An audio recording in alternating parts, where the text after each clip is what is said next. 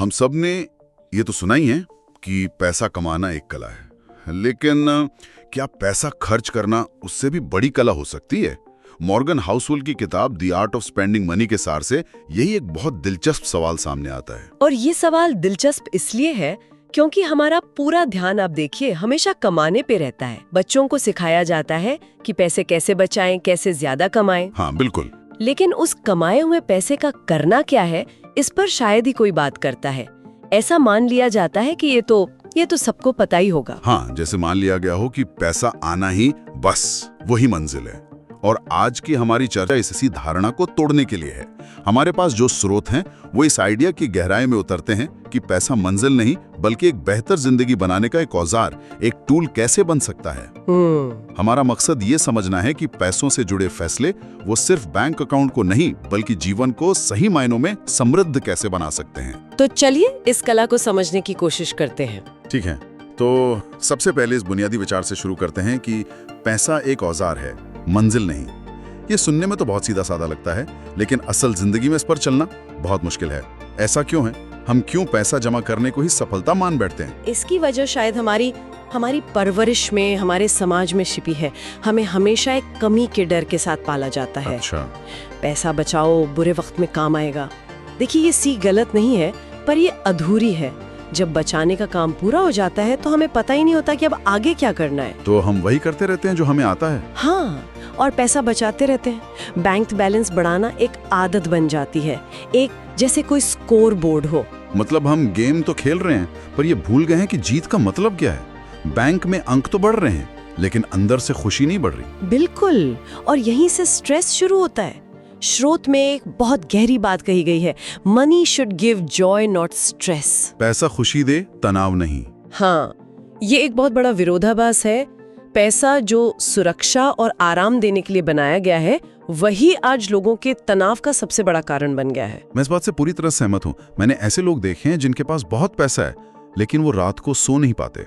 उन्हें हमेशा पैसा खोने का डर, या और कमाने का दबाव, हाँ, या सही जगह निवेश न कर पाने की चिंता खाए जाती है। यही तो जाल है।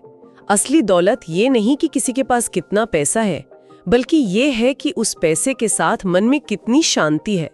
जब पैसा हमारे फैसलों पर हावी होने लगता है तो हम उसके मालिक नहीं, गुलाम बन जाते हैं। जबकि पैसा मालिक नहीं, सेवक होना चाहिए। उसे हमारे लिए काम करना चाहिए, न कि हमें उसके लिए। सेवक, मालिक नहीं, ये सोचने का एक बहुत शक्तिशाली तरीका है। हाँ। और शायद यहीं पर, बिल्कुल यहीं पर spending money is an art का विचार सही मायनों में सामने आता है। अगर पैसा एक सेवक है तो उसे सही काम पर लगाना एक कला होगी। आपने बहुत सही पकड़ा। बचाया हुआ पैसा एक पोटेंशियल एनर्जी की तरह है। हाँ, सोचिए, एक बांध में रुके हुए पानी की तरह।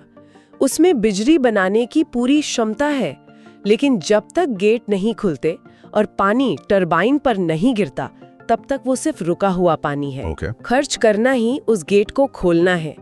समझदारी से किया गया खर्च उस रुकी हुई शक्ति को एक रियल एनर्जी में बदलता है, जो हमारे जीवन को बेहतर बनाती है, उसे गति देती है। ये बहुत बढ़िया उदाहरण है। तो पैसा बचाना सिर्फ आधा काम है।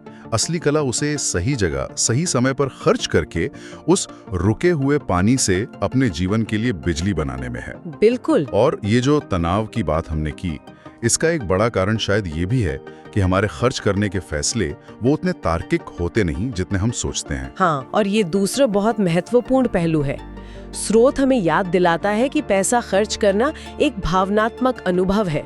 Spending money is an emotional experience. हम खुद को ये यकीन दिलाना पसंद करते हैं कि हमने बहुत सोच समझकर, फायदे नुकसान का हिसाब लगाकर कोई चीज खरीदी है, पर ज्यादातर फैसलों के पीछे कोई ना कोई गहरी भावना काम कर रही होती है। जैसे शायद बचपन में कोई खिलौना नहीं मिल पाया था, तो आज हम बिना सोचे समझे महंगे गैजेट्स खरीद लेते हैं। या समाज में एक खास रुतबा पाने की चाह में हम अपनी हैसियत से महंगी गाड़ी खरीद लेते हैं। अच्छा। हर खर्च के पीछे एक कहानी होती है, कोई अधूरी ख्वाहिश, कोई डर, कोई उम्मीद, या दूसरों से तारीफ पाने की चाह। पैसे का रिश्ता सिर्फ नंबरों से नहीं, हमारी भावनाओं से बहुत गहरा है। और जब फैसले भावनाओं में लिए जाते हैं तो गलतियां होना तो लाजमी है।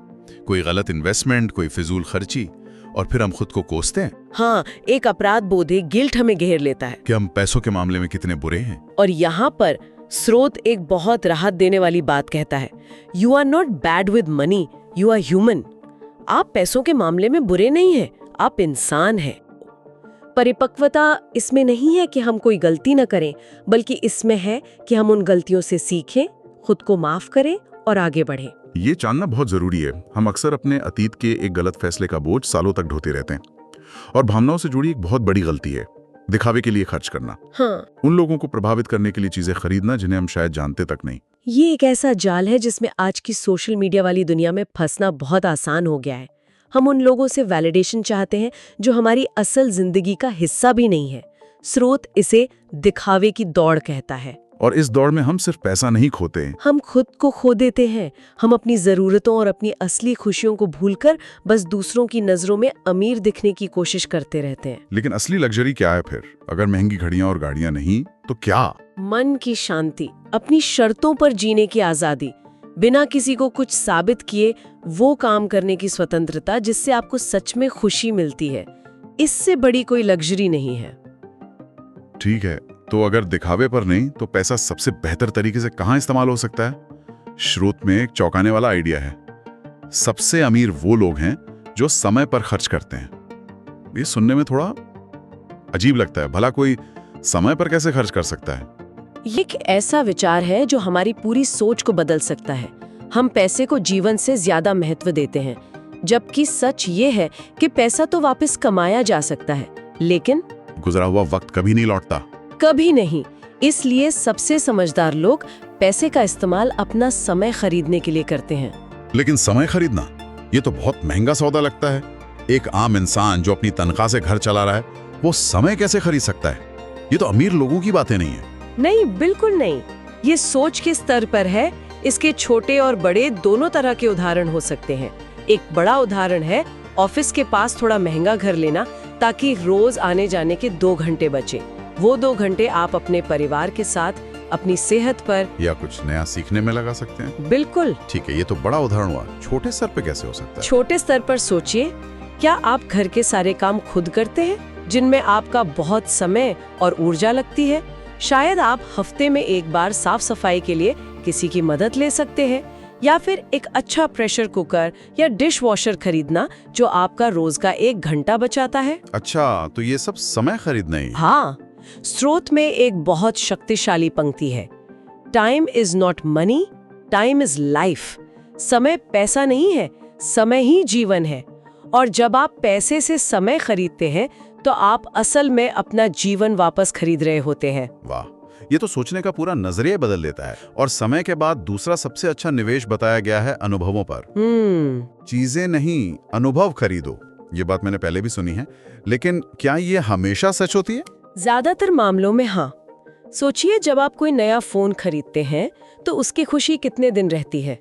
1 हफ्ता, 1 महीना, उसके बाद वो बस एक चीज बन जाता है। एग्जैक्टली। लेकिन जब आप किसी यात्रा पर जाते हैं या अपने दोस्तों के साथ कोई यादगार शाम बिताते हैं तो उसकी यादें सालों तक आपके साथ रहती हैं। वो यादें समय के साथ और कीमती होती जाती हैं। लेकिन यहाँ एक सवाल है, क्या एक अच्छी किताब खरीदना जिससे नए विचार मिले एक चीज है या एक अनुभव? या एक गिटार खरीदना जिसे बजाकर सालों तक खुशी मिले, वो क्या है? क्या ये विभाजन इतना साफ है? ये बहुत अच्छा सवाल है और यही इस विषय की गहराई है। विभाजन इतना साफ नहीं है। यहाँ मुद्दा चीज बनाम अनुभव का नहीं, बल्कि अल्पकालिक खुशी बनाम दीर्घकालिक संतुष्टि का है। ओके। कुछ चीजें ऐसी हैं जो अनुभव को संभव बनाती हैं। एक अच्छी ट्रैकिंग के लिए मजबूत जूते एक चीज है, लेकिन वो पहाड़ पर चढ़ने का अनुभव देते हैं। आपका गिटार एक चीज है, लेकिन वो संगीत बनाने का अनुभव देता है। अच्छा, तो सवाल ये पूछना चाहिए, क्या ये खर्च मुझे एक स्थायी खुशी या कोई स्किल दे रहा है, या ये सिर्फ एक पल का रोमांच है? समझ गया। तो फोकस उस चीज की कीमत पर नहीं, बल्कि उससे मिलने वाले मूल्य पर होना चाहिए। चीजें पुरानी हो जाती हैं, टूट जाती हैं, लेकिन अनुभव और कौशल वो हमारे व्यक्तित्व का हिस्सा बन जाते हैं। वो हमसे कोई नहीं छीन सकता। बिल्कुल। 10 साल बाद आपको याद भी नहीं रहेगा कि आपके पास कौन सा फोन था, लेकिन किसी पहाड़ पर देखी गई सुबह या किसी अपने के साथ बिताई गई एक शाम वो हमेशा याद रहेगी। बात तो सही है। वो अनुभव ही है जो हमें कहानियां देते हैं, जो हमें एक इंसान के तौर पर समृद्ध बनाते हैं। अब एक ऐसी बात पर आते हैं जिससे शायद बहुत से लोग जुड़ पाएंगे। अक्सर छोटी छोटी चीजों पर खर्च करने में एक अपराध बोध होता है। हाँ, गिल्ट। जैसे काम के बीच में एक अच्छी कॉफी पीना या अपनी पसंदीदा किताब खरीद लेना। मुझे तो आज भी 200 रुपए की कॉफी लेते हुए लगता है कि ये पैसे बचा सकता था। हाँ, ये अपराध बोध बहुत आम है, खासकर उन लोगों में जिन्हें पैसे की कद्र करना सिखाया गया है। लेकिन स्रोत हमें सलाह देता है, छोटी खुशियों पर गिल्ट मत करो। ये छोटे छोटे खर्च फिजूल खर्ची नहीं है, ये आपकी मानसिक शांति और भावनात्मक ऊर्जा में किया गया एक छोटा सा निवेश है। इसे निवेश की तरह देखना दिलचस्प है। मतलब ये एक खर्चा नहीं बल्कि अपने आप को रिचार्ज करने का एक तरीका है। बिल्कुल। दिन भर की थकान के बाद अगर एक कप चाय या कॉफी आपको तरोताजा करती है तो वो सिर्फ एक पेय नहीं है, वो आपके लिए एक छोटा सा ब्रेक है, एक इनाम है। सही बात है। हर खुशी को एक्सेल शीट के फायदे नुकसान में नहीं तौला जा सकता। ये छोटी छोटी चीजें ही हैं जो मुश्किल दिनों में हमें आगे बढ़ने की ताकत देती हैं। इन्हें अपनी मानसिक स्वास्थ्य निधि का हिस्सा समझिए। मानसिक स्वास्थ्य निधि, यह एक बहुत अच्छा शब्द है। और अंत में ये सारी बातें हमें रियल वेल्थ यानी असली अमीरी की परिभाषा तक ले जाती हैं। हम अक्सर अमीरी को बड़ी गाड़ियों, ब्रांडेड कपड़ों या बैंक बैलेंस से जोड़ते हैं, पर क्या असली अमीरी यही है? स्रोत के अनुसार बिल्कुल नहीं। ये सब अमीरी के प्रतीक हो सकते हैं, लेकिन ये अमीरी नहीं है। असली अमीरी है आजादी में। अपने समय पर आपका कितना नियंत्रण है, वही असली दौलत है। हाँ, क्या आप सुबह उठकर ये तय कर सकते हैं कि आज आप अपना दिन कैसे बिताना चाहते हैं? क्या आपके पास अपने पसंद के लोगों के साथ वक्त बिताने की आजादी है? मतलब अगर किसी के पास बहुत पैसा है लेकिन उसे ऐसे काम में 16 घंटे देने पड़ते हैं जिससे वो नफरत करता है, और उसके पास अपने परिवार के लिए समय नहीं है, तो वो असल में अमीर नहीं है। वो अमीर नहीं बल्कि एक अच्छी तनख्वाह वाला कैदी है। असली धन है अपने जीवन के फैसले लेने का अधिकार और मन की शांति। अगर आपके पास इतना पैसा है कि आप बिना किसी तनाव के कुछ महीने या साल गुजार सकते हैं, तो आप उस इंसान से ज्यादा अमीर हैं जिसकी कमाई आपसे 2 गुनी है लेकिन वो 1 महीने भी काम के बिना नहीं रह सकता। असली अमीरी है विकल्प होना, ऑप्शंस। तो आज की इस चर्चा का सारी है कि जिंदगी सिर्फ पैसे कमाने और बचाने की दौड़ नहीं है।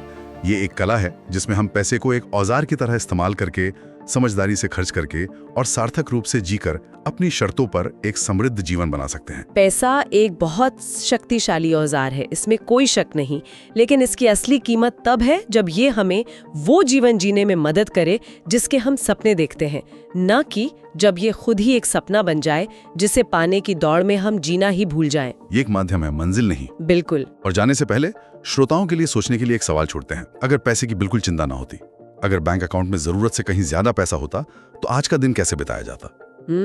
उस सवाल का जवाब जो भी हो, शायद उस जवाब में ही असली अमीरी का राज छिपा है। अगर आपको ये वीडियो पसंद आया हो तो इसे लाइक कीजिए, शेयर कीजिए और सब्सक्राइब करना ना भूलिए, क्योंकि हम हर हफ्ते लाते हैं ऐसी किताबों की समरी जो आपकी सोच और जिंदगी दोनों बदल सकते हैं।